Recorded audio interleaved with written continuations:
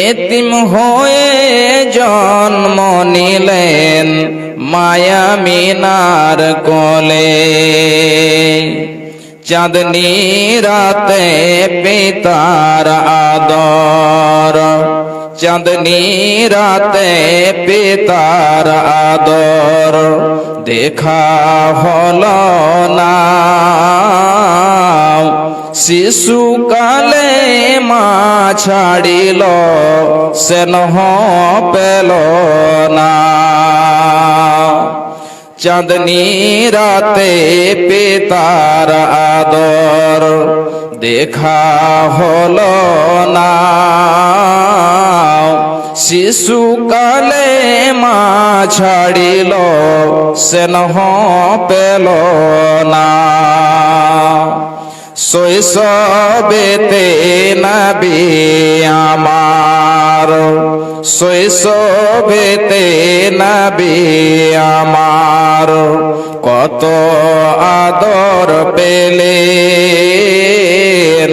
দুধ মা হালিমার কোলে নবী কত দোলা খেলেন। ছোট থেকে আদর করে, ছোট থেকে আদর করে গালে দিয়ে চুমা, হাত বোলায়ে দিত মাথায় সোনার ছেলে ঘুমা। ছোট থেকে আদর করে গালে দিয়ে চুমা, হাত বোলায়ে দিত মাথায় সোনার ছেলে ঘুমা।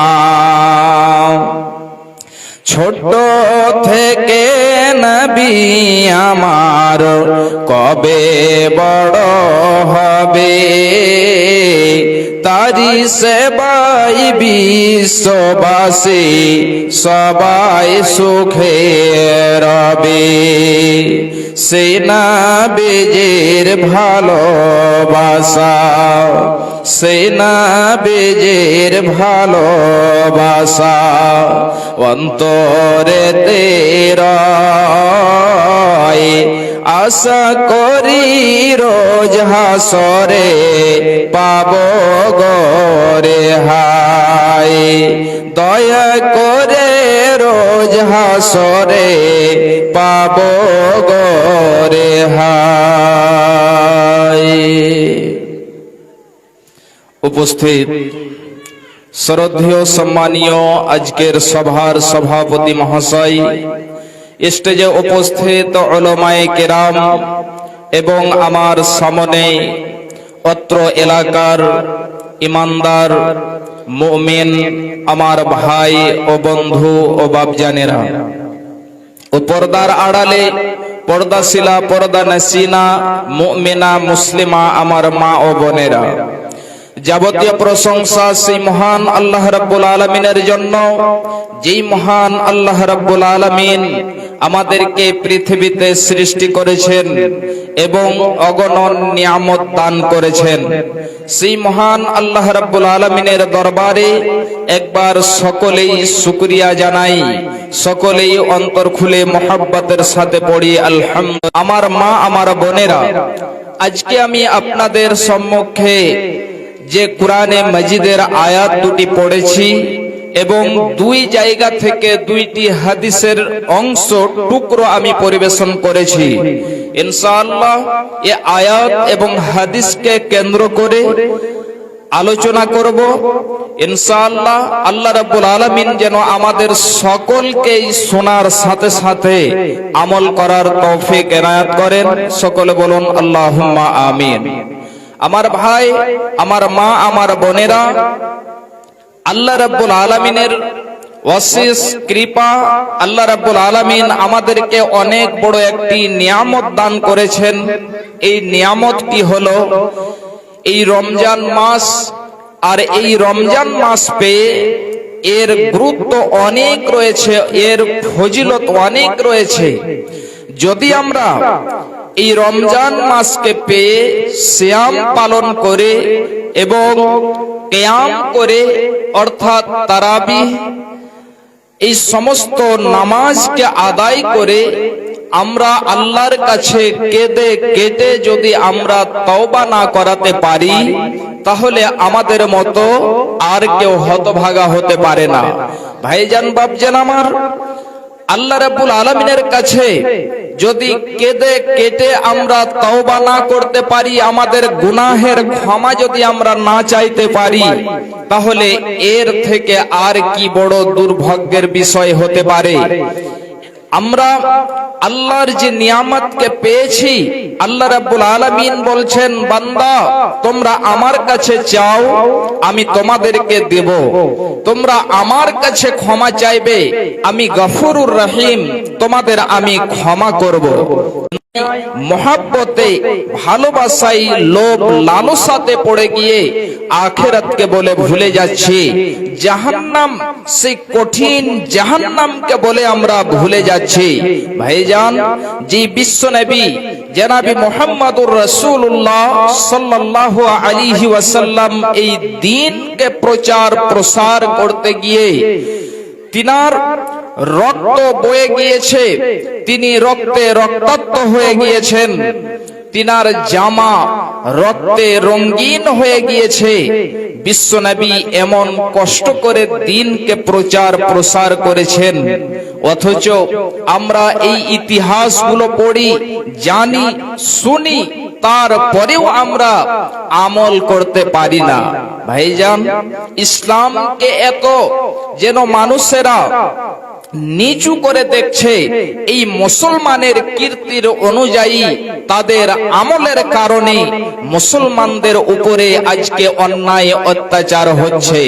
ভাইজান আমার মা, আমার বোনেরা, যাই হোক, আমি বিশেষ যে আয়াতগুলো পরিবেশন করেছি আমার মা বোনদের সম্পর্কে, যে আল্লাহ রাব্বুল আলামিন মা এবং বোন মহিলাদেরকে কতটা মর্যাদা ইসলাম দিয়েছে, ইসলাম দিয়েছে, অন্যান্য কোন ধর্মে কেউ যেন এতটা মর্যাদা দেয়নি।